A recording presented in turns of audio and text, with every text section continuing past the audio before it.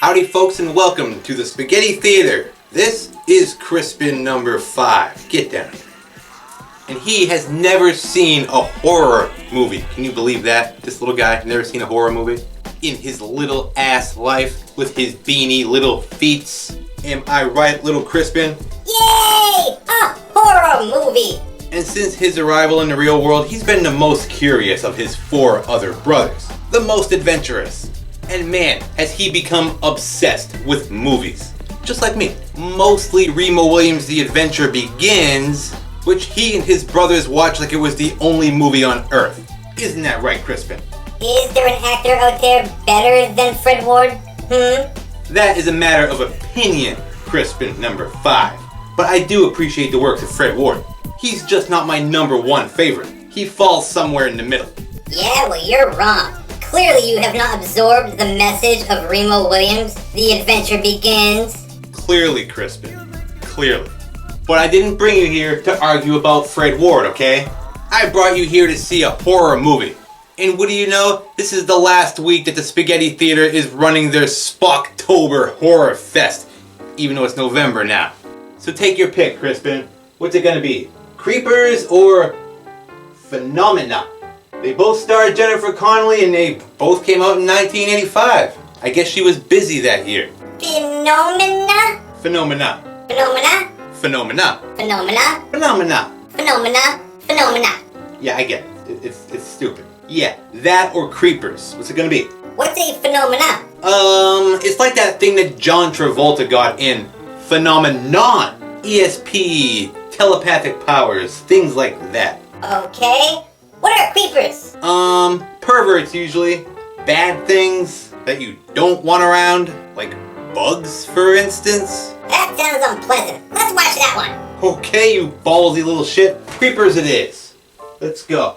Hey, Pinocchio the Kid, what's the good word? Howdy, partner. All's well. Crispin number 5 and I want to see Creepers, so 2 please. Okay, boss. But if you ask me, Phenomenal is much better. Who cares? They're both Jennifer Connelly movies and Crispin wants to see Creepers. And hey, according to the poster, they both also co-star Donald Pleasence, so weird, again.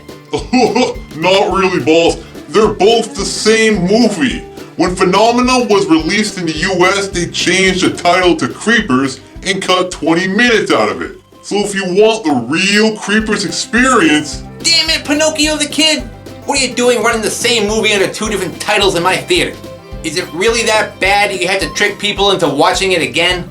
Well, no, but I thought I could make the theater a few extra bucks if I... Well, don't. I hate that shit, okay?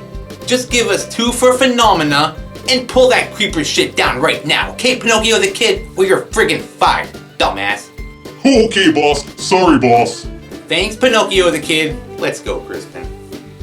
Idiot. You're gonna be traumatized for life, Crispin number 5. Only you're gonna keep wanting more, guarantee it. By next week, you'll be begging me to take you to the Human Centipede Marathon. Jennifer Connelly and the always reliable Donald Pleasence in 1985's Phenomena. There's a killer on the loose in Switzerland of all places. All that neutrality can make you snap after a while. Right, Crispin? I guess. And right off the bat, we are treated to the brutal murder of this young girl, who, after she misses her bus, wanders over to this cabin, looking for help. Lets herself inside, I'm a foreigner, and I'm lost. Only to be attacked and stabbed with a pair of scissors. By a point of view monster who was chained to the wall and broke free. So she runs the hell out of there, only is followed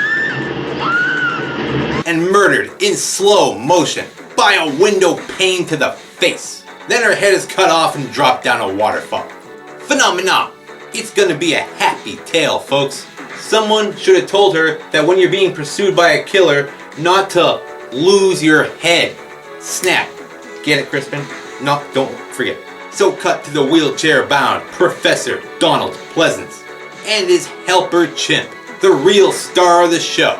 Right turn, Clyde. Only it's a she. Anyway, Donald Pleasence is an expert on insects. First comes the common fly, lays its eggs on the rotten corpse. Who on occasion works with the police, since he believes that insects can help solve crimes.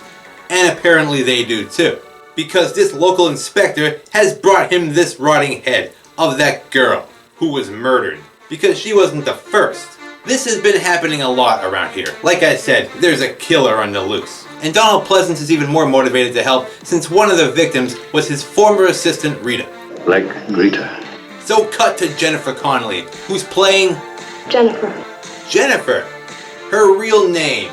That should be easy to remember, and she's been shipped off to a preppy girls' school in that very same Switzerland town. People call it the Swiss Transylvania. Why?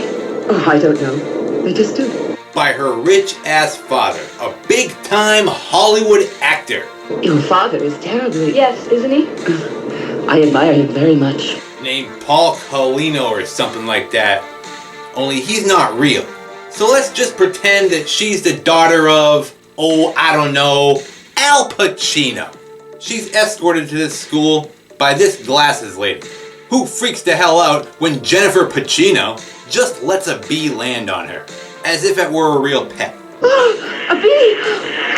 Oh, be careful, it might sting you! It's a bee! I know! Since Jennifer Pacino is really into insects, as a matter of fact, she loves them. I love them. I love all insects. And they seem to love her back, so she's a little weird, I guess. Just like in Labyrinth. But I kinda like it. So they get to that girls' school, and here, in this one and only scene, we get a narrator. And so Jennifer arrives in Switzerland from the New World to pass her first memorable night at the Richard Wagner International School for Girls. Where we get to see that their head warden is European Charlize Theron, and her roommate's a heavy smoker for a teenager. Only thinks it's really cool that she's the daughter of Al Pacino. I've seen all his movies. I saw his last one 3 times. The daughter he never knew he had. I'm in the dark here! I wonder what he would think of European Charlize Theron, since they were both in The Devil's Advocate together. She got a great ass! Anyway, this smoker is Sophie, and she's French. By the way, I'm Sophie. I'm French. Her dad must be Jean Reno. So she warns Jennifer about that killer on the loose, since he's been killing young women their age in this area. You know, there's a murderer around here. A crazy man. A maniac who kidnaps girls our age and kills them. So cut to this random chick, as she's right in the middle of being chased by that point of view monster. So hit the 80s rock music, I guess. As she runs into the abandoned half of that school for girls. Phew, that was close. She's safe now, right? Nope, the killer prepares his ice pick. That's when Jennifer Pacino wakes up and starts sleepwalking right into an 80s music video. Take on me. She sleepwalks right out onto the school's roof and right along the building's ledge, where she then witnesses that girl get murdered right in front of her face and through a window pane again. This killer likes window panes. Only Jennifer's in a state of sleepwalking, so she's not going to remember any of this. But it's enough to make her take a few steps back into some broken glass before the ledge breaks and she falls through. Only her robe catches onto the ledge, and she's dangling there now for a few seconds before it snaps and she falls into a pile of bushes. And she's fine. Way to go, Jennifer Pacino. Hooah! She then sleepwalks right into open traffic. And even though it's in a crosswalk, everyone in Switzerland drives like a nut. And she's hit by this car, being driven by European Stifler and this guy, who kidnapped her, I guess, since she doesn't seem to want to be there. So she jumps right out of the moving car and rolls down a hill into the woods. And it's fine. Man, Jennifer Connelly, you really can take a beating and keep on going, just like in Labyrinth. So those two idiots stop to check on her, then just say fuck it and get the hell out of there, allowing Jennifer to commune with the insects, until Donald Pleasence's helper chimp wanders on over out of nowhere and leads her away, as the insects watch on with their many eyes. This movie's weird, so the helper chimp brings her to Professor Donald Pleasence, where the two become immediate friends, since they both share the same love for insects. I study insects.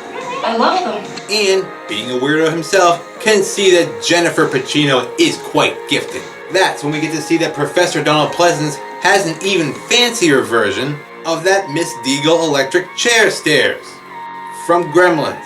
He then teaches Jennifer a trick he learned about sleepwalking. Just say to yourself when it's happening, I am sleepwalking.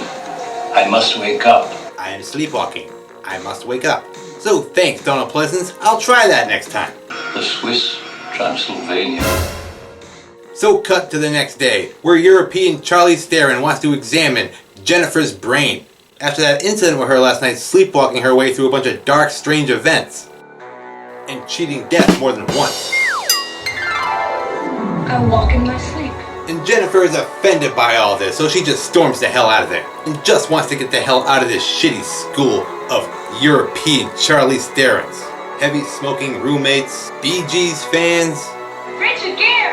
and Richard Gere fans too. It's definitely the 80s. Jennifer then asks Sophia, her roommate, to watch her tonight and make sure she doesn't sleepwalk again. Only that's not going to be easy as we cut to that night. And she sneaks out to meet her boyfriend, leaving Jennifer all alone. Sneaks out, that is, to another rock and roll guitar riff. Hit it!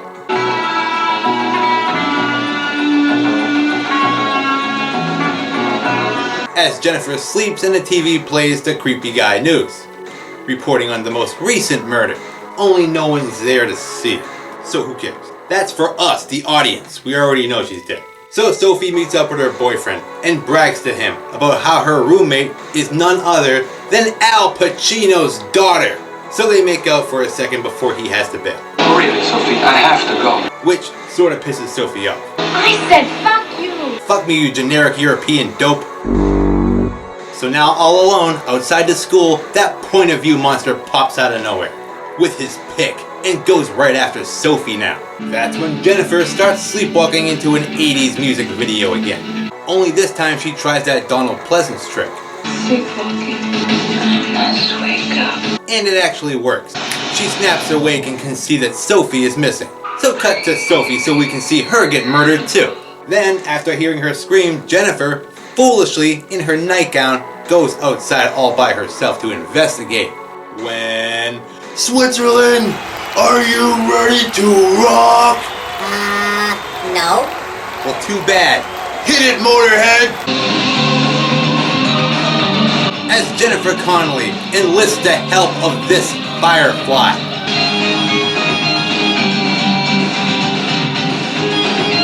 That leads her to a glove in this bush that belongs to the killer.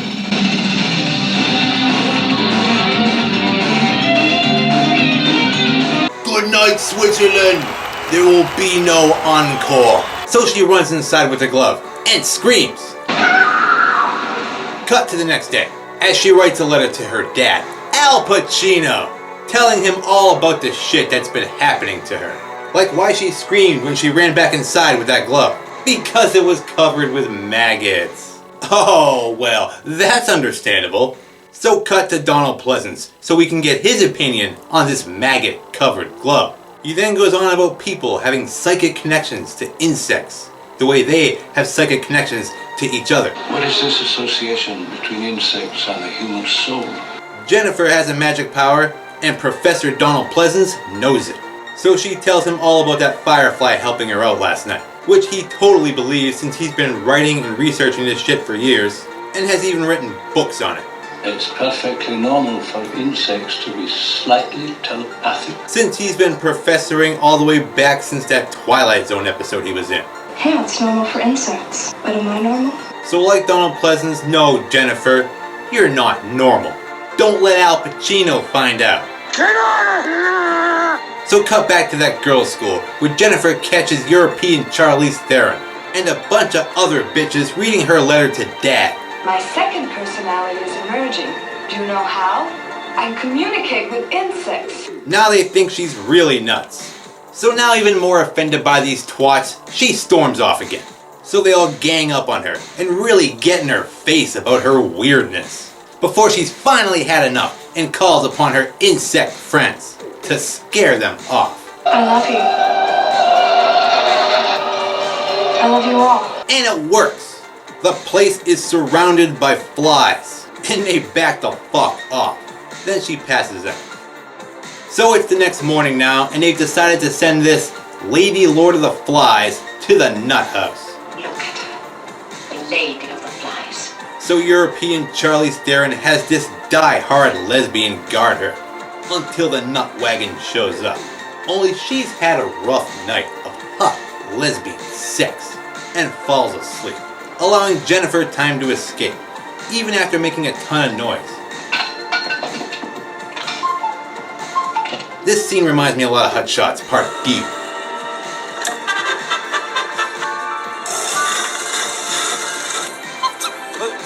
And just in time too, now that the Not Rough mental institution is here. Not rough? Well, that's nice of them. So cut to Donald Pleasence and his helper chimp, where Jennifer takes refuge, since he's her only friend now. These were inside the glove. That's where we get to find out about this bug known as the Great Sarcophagus. The Great Sarcophagus? What a weird name.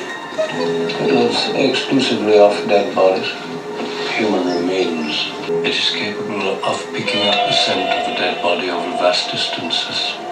Yeah, it feeds off dead bodies. So Professor Donald Pleasence has decided to call upon these two great detectives, as he puts it. We have to call on the services of the two greatest detectives ever known. Now, who might that be? Sherlock Holmes and Columbo? Oh no! It's Jennifer PACINO and that sarcophagus superfly. Perhaps I should say unknown. Who become immediate friends, of course. According to Donald Pleasence, this fly will lead you to the bodies of the killer's murdered victims, simply by telepathic request. That fly is your magic wand. Well, that's cool. She is the Lady of the Flies, after all, and agrees to do it. I want him caught. He is a psychopath. To avenge the death of her smoking friend Sophie, and Donald Pleasence's ex-assistant, Rita, who we never got to meet or see. So cut to the next day as Jennifer goes on a bus ride with the Great Sarcophagus Superfly, who leads her to that bus stop from the beginning of the movie, when that girl got killed. Then to that same house with the chains on the wall. So Jennifer, look the hell out, cause this car is now watching her. So she lets herself in the house, only it's mostly empty, except for those chains and these creepy dolls. The Great Sarcophagus then leads her to this closet, where she tries to reach these papers, only she slips and falls and makes a hole in the floor. Then, she's caught by this guy! And not murdered horribly, since he's just the estate agent and pissed that she's here. And gets a little rough for her too, so she bails the hell out of there, leaving that superfly in the house, who flies into that hole that Jennifer made, and lands on this rotting, maggot-covered hand.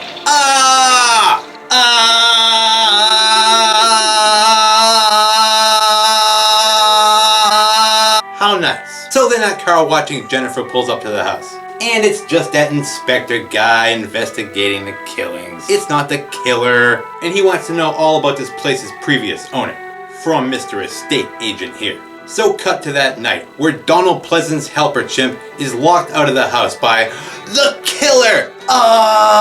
He's figured out that Donald Pleasence is helping the cops, and is here to kill him too. Only helper chimp won't have any of that shit, and starts breaking his way in through the window, and screaming his head off since he knows Donald Pleasence is in danger.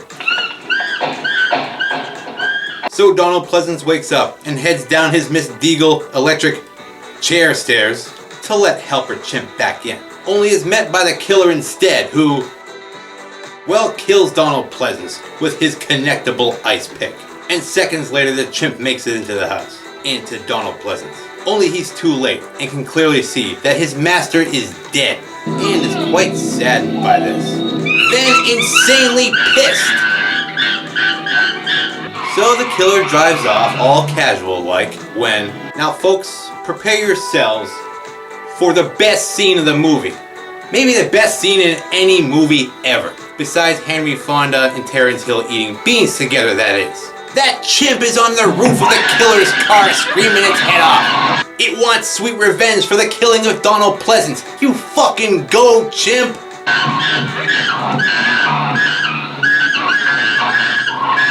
Avenge his death! So the killer swerves the car around a bit, until he manages to toss the chimp off and escape in peace. So cut to later, as Jennifer watches the cops haul away Donald Pleasence's dead corpse.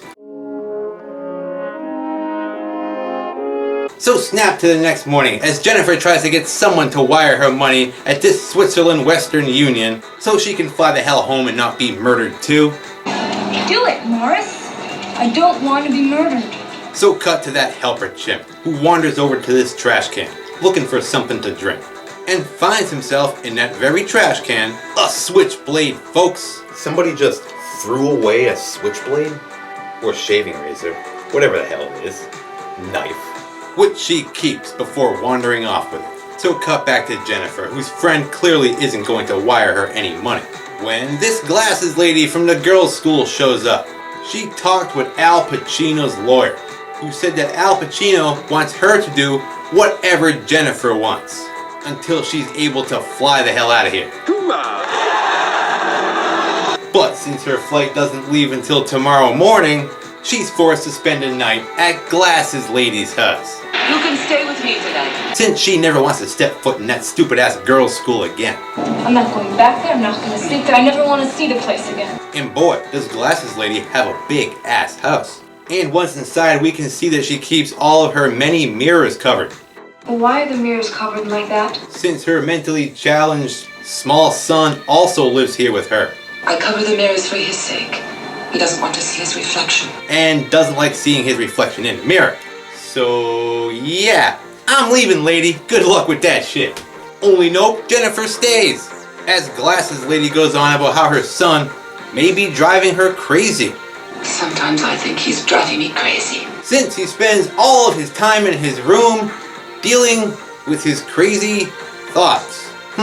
He stays in his room with his crazy thoughts. I hate to say it, but this reminds me of my family. I'm sorry. So now with the glasses off, this lady starts to get even creepier and insists that Jennifer must be sick. You have a fever. No, I don't.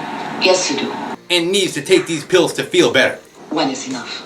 So fine, you crazy bitch, I'll take your obvious poison pills. Which she does. Realizes it's poison. So throws it up. She also notices that this place is covered in good old maggots.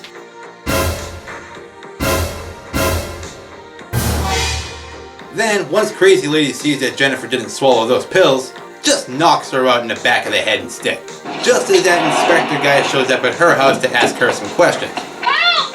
Help! Help! So she puts her house on lockdown so Jennifer can't escape, and goes to deal with the inspector guy, who she kindly invites into her maggot-infested home.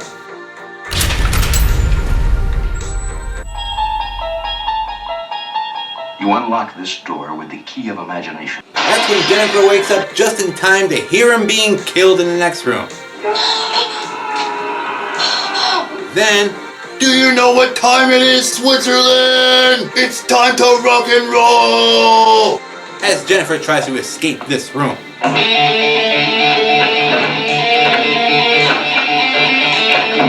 By crawling through the old-timey above-the-door vent, and uses this stick to try to reach the phone and pull it up to herself, instead of just crawling the hell out of there. She tries for a while too before failing miserably and dropping the entire phone into this random hole in the floor.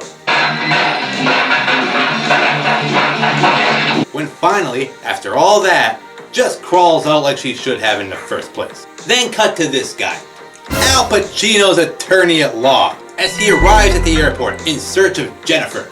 So back to Jennifer, who crawls through this underground tunnel looking for that phone, finds it, tries to use it when these hands come out of nowhere, grab her, and then pull her into this room, where Hornswoggle is waiting for her. Oh wait, wrong movie. And wrong character. That's Hoggle, not Hornswoggle. Fuck fucking hornswallow. Only fear not, it's just that inspector guy. He's all bloody and beaten and chained to a wall now. I'm Inspector Geiger! So Jennifer panics and falls backwards into this random pool of corpsey maggot water. This would make me gag. I almost want to gag looking at it. So great. What fresh new hell is this? That's when Crazy Lady enters the room in a laughing frenzy. She loves her work, she does. Whatever it is. And she's so distracted by her good time that the inspector has time to break both his thumbs and slip out of those cuffs so he can beat the fucking shit out of her. Die, you crazy bitch! Allowing Jennifer time to crawl out of that dead pool, snap, and get the fuck out of there. You seem to have this under control now, Inspector Guy, right? Bah!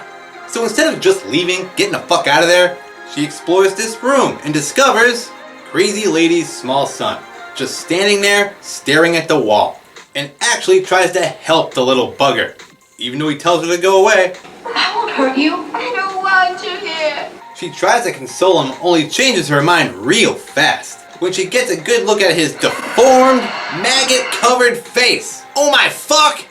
What the hell is that? I see why he hates mirrors now. Why did she have so many of them in the house? What are you? You make Rocky Dennis look like Tom Cruise. Did your mom fucking exogorth right before he swallowed the Millennium Falcon? Run, Jennifer! So she does. She runs the fuck out of there and out of the house completely and jumps into this motorboat. I would have just kept on running. Right, Crispin?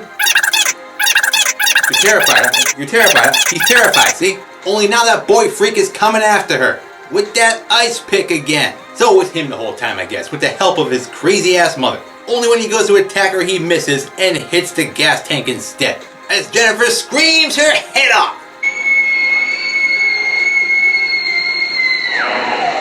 Which calls all the nearby insects to her immediate aid. Every bug around swarms in and attacks this little monster, and chews him up pretty badly.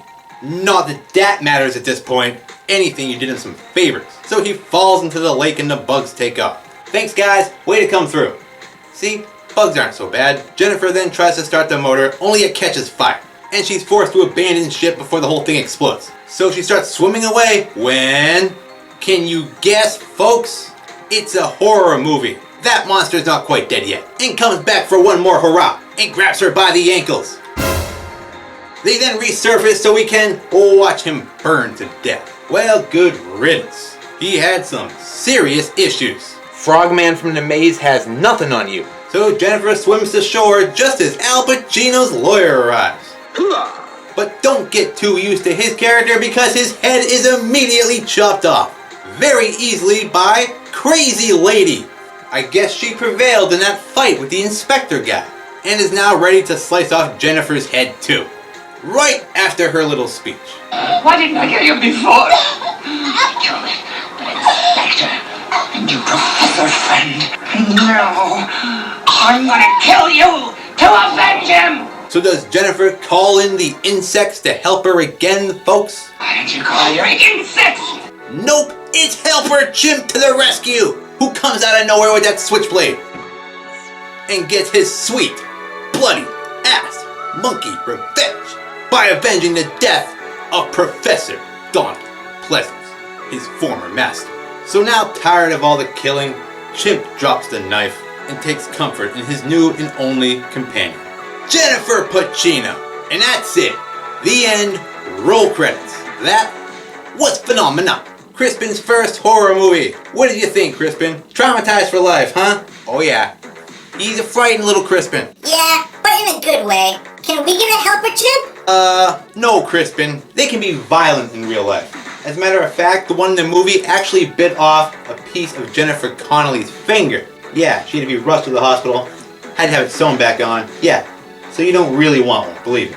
Oh well, forget that shit then. Ha! As for me, I liked it for a horror movie. A year later, Jennifer Connelly would be in Labyrinth. That's what I really liked. These Jennifer Connelly characters.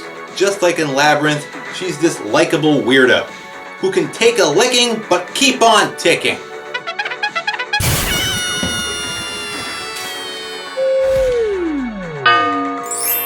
And and is barely fazed by things that would terrify most regular people. I love them. I love all insects. I love that about her. And I also enjoyed the sometimes out of place 80s metal rock soundtrack.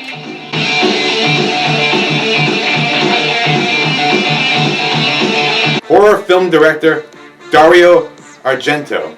And he actually wanted Jennifer Connelly's character to be the daughter of Al Pacino.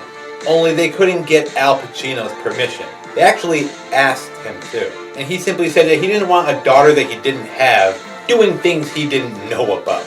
I like that. I'm in the dark here. And with that, Crispin and I will end our little look at this eerie and disturbing film. Phenomena. Thanks as usual to my subscribers and comment leavers. It's always appreciated. So adios for now, folks, and I'll see you at the theater. Let's go, Chris.